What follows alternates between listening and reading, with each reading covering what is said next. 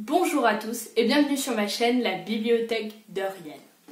Aujourd'hui on se retrouve pour une vidéo un peu spéciale qui a un peu le même style que la vidéo Les 100 où mon but ça va être de comparer un livre et une série.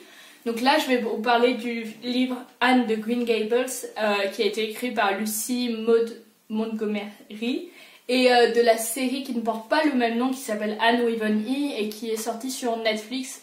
Même si elle n'a pas été produite par Netflix, il me semble. Et donc d'abord, je vais vous parler de l'histoire des livres, je vais vous donner mon avis, ensuite je vous parlerai un peu de la série. Mais il faut savoir que l'histoire est très proche dans les livres et la série, donc en fait, je vais pouvoir faire un avis un peu global, en quelque sorte. Donc, il faut savoir que dans le livre, en fait, ça se passe au Canada au 19e siècle, je dirais, j'ai pas regardé le siècle exact, mais pour moi, ça se situerait dans cette période. Et c'est le début de l'industrialisation, quoi, mais très douce, parce que là on est quand même sur une petite île du Canada, donc c'est pas très industrialisé et surtout c'est très campagne, quoi. Et c'est l'histoire d'un frère et d'une sœur qui ont 50-60 ans à la limite. Donc le frère s'appelle Matthew et la sœur s'appelle Marilla et leur nom de famille c'est les Cuthbert. Et ils habitent dans une maison qui s'appelle la maison de Green Gables, donc d'où le titre. Et en fait, Matthew, il se trouve qu'il est assez fatigué parce qu'il travaille à la ferme et ça fait quand même beaucoup de travail et la terre est quand même assez grande. Donc, il dit à sa femme qu'ils aimeraient qu'ils embauchent un petit garçon et elle lui dit bah, pourquoi pas adopter un orphelin d'environ 12 ans qui fera parfaitement l'affaire pour t'aider à la ferme.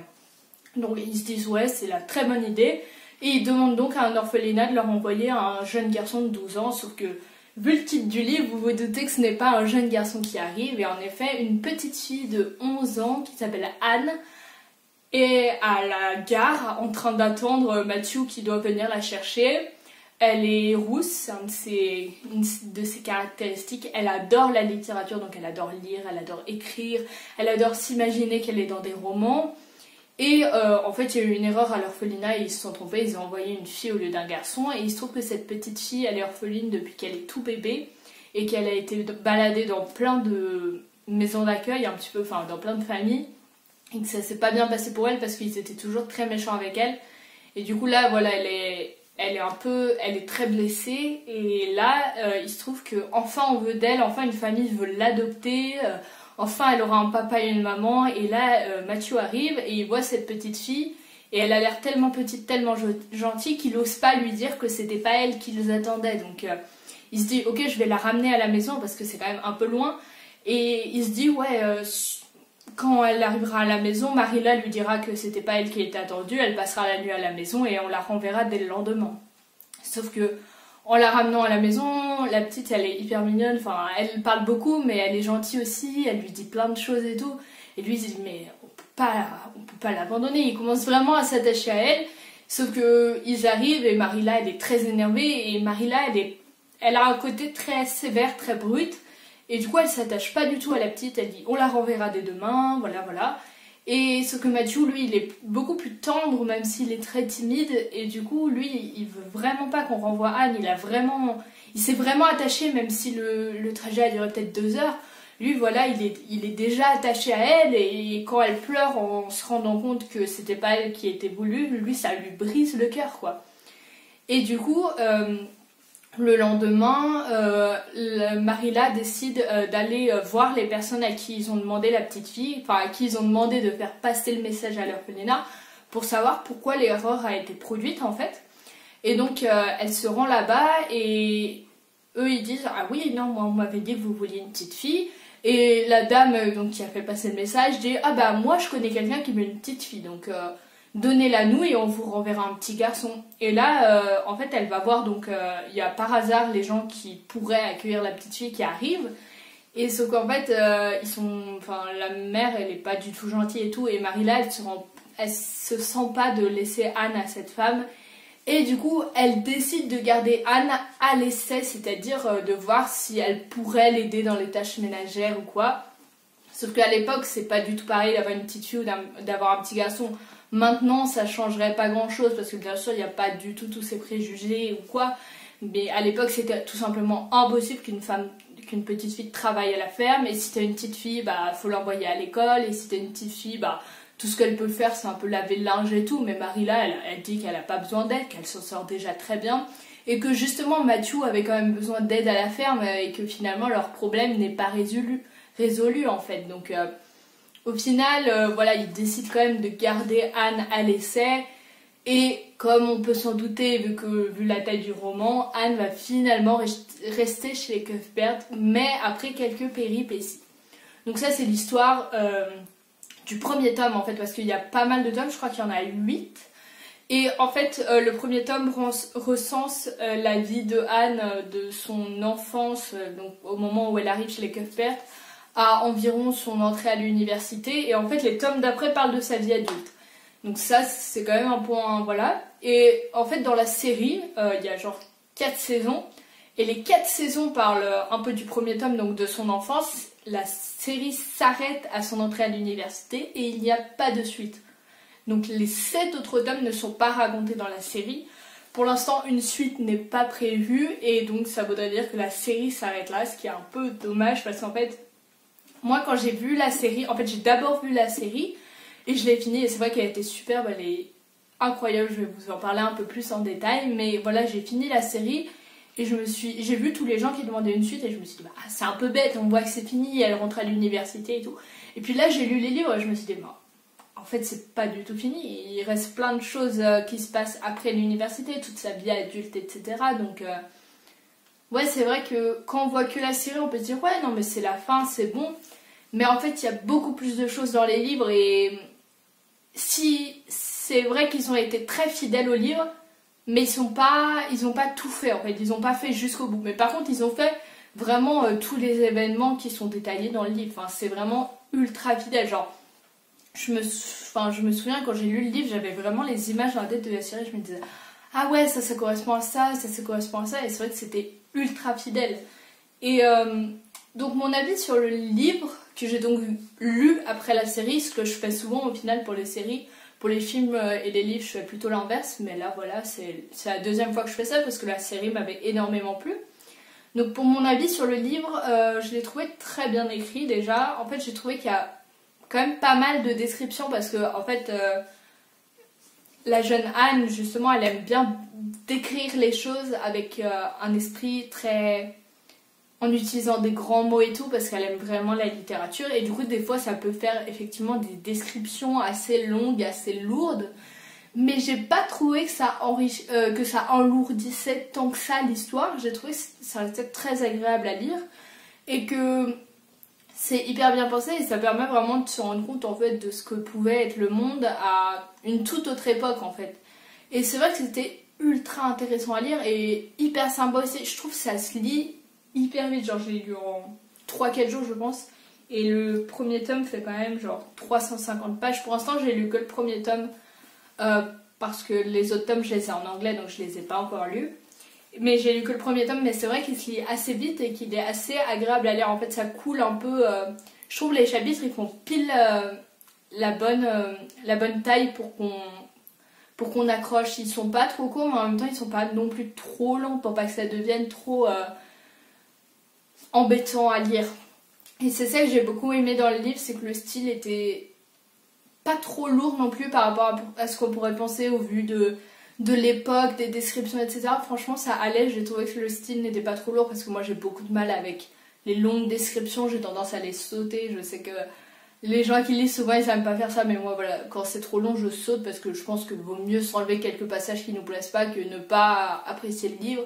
C'est d'ailleurs ce que j'avais fait pour La Princesse de Clèves, j'ai sauté quelques passages.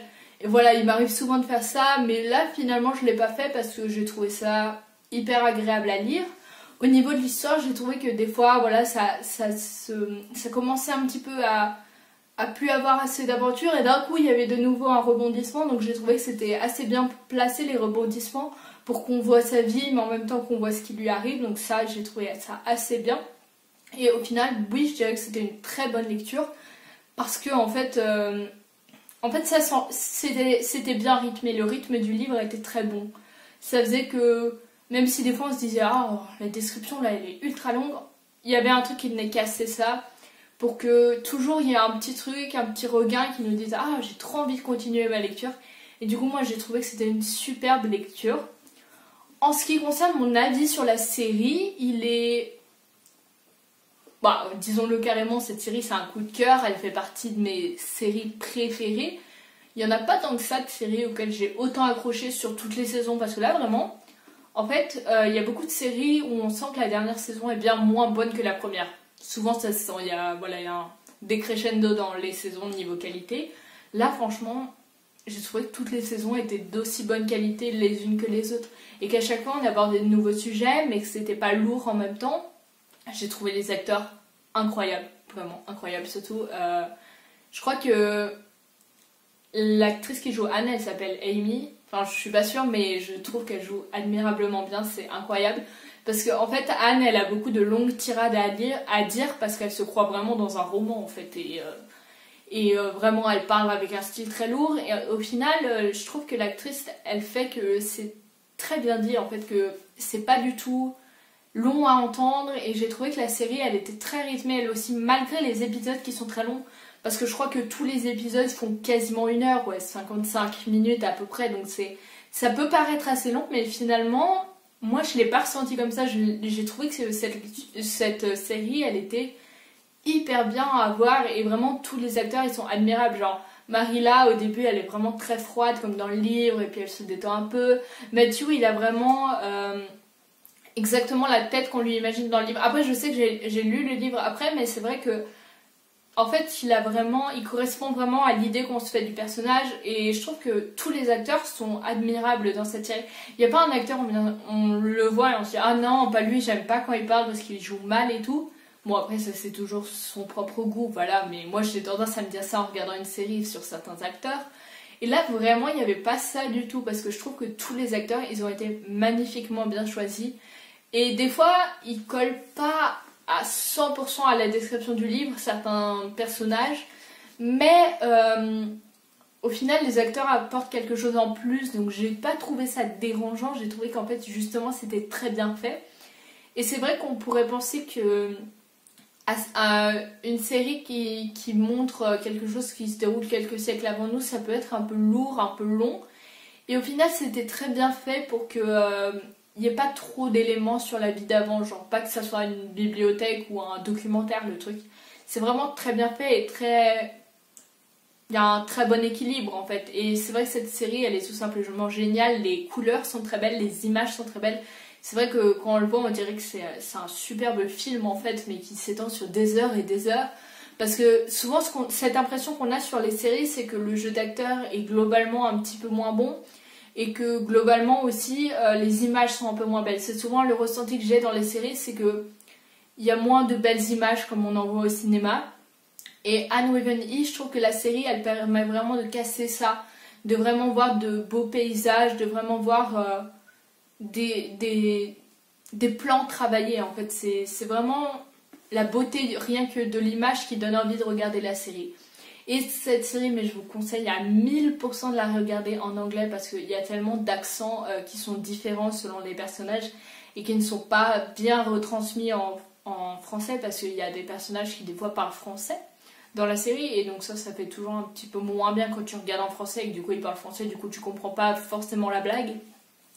Il y a aussi des Canadiens qui parlent français, des Canadiens qui parlent anglais, enfin il y a toujours un petit peu des choses un peu différentes qui font que ça vaut vraiment le coup de la regarder en version originale en anglais, parce que cette série elle apporte vraiment quelque chose en étant dans sa langue originale de base quoi. Enfin, je trouve que c'est vraiment, ça vaut vraiment le coup de le regarder en anglais, même si parfois il y a beaucoup de texte, mais je trouve qu'on n'est pas non plus submergé par les sous-titres, donc franchement on gagne beaucoup à la regarder en anglais cette série avec les sous-titres bien sûr, parce qu'il y a des mots qui sont parfois un peu compliqués. Donc voilà, c'était mon avis sur le livre et la série. Donc je vous rappelle, le nom du livre c'est Anne de Green Gables, ou Anne from Green Gables si vous le voulez en anglais. Et le nom de la série c'est Anne with an E, donc Anne avec un E pour ceux qui veulent le taper dans Netflix ou quoi. Mais après, si vous mettez le nom du livre, vous pouvez trouver sur la série, ou si vous tapez le nom de la série, vous pouvez trouver le nom du livre inversement. Enfin, ça marche très bien, c'est assez connu quand même, enfin la série est très connue, le livre un petit peu moins, mais vous pouvez le retrouver sans problème. J'espère que cette vidéo vous a plu, c'est vrai que c'est un peu nouveau pour moi de comparer des séries et des livres. On voit souvent des gens qui comparent des films et des livres parce que souvent ils arrivent un peu à rester très fidèles au livre parce qu'un livre ça fait à peu près la durée d'un film, disons, si on parle en retranscrit, voilà. Alors qu'avec une série c'est souvent plus compliqué de totalement coller au livre, justement ils rajoutent beaucoup de choses souvent dans la série, là c'était très fidèle et au final j'ai beaucoup apprécié. J'avais peur du coup en voyant au début que c'était très fidèle de me dire ouais bah, ma lecture elle va servir un peu à rien parce que c'est la même chose, mais pas du tout parce que c'était le style d'écriture vaut vraiment le coup de lire le livre en fait, il fait que l'histoire a été encore plus belle. Si cette vidéo t'a plu, tu peux penser à mettre un like, à me laisser un petit commentaire, soit me dire si t'as regardé le livre, la série, ou si peut-être t'as fait les deux. Et tu peux aussi t'abonner à ma chaîne YouTube, on est maintenant plus de 110 abonnés, c'est vraiment énorme, genre c'est un chiffre incroyable. Je sais que pour beaucoup d'entre vous, c'est peut-être pas incroyable 110 abonnés, mais pour moi c'est vraiment énorme parce que ça montre qu'il y a des gens qui aiment bien les petites vidéos que je fais et ça me fait vraiment plaisir parce que ça me prend du temps de faire ces vidéos, mais c'est vraiment un moment que j'adore. J'adore parler de mes lectures et j'espère que ça vous plaît aussi. Et n'hésite pas à partager ma chaîne à tes amis. Voilà!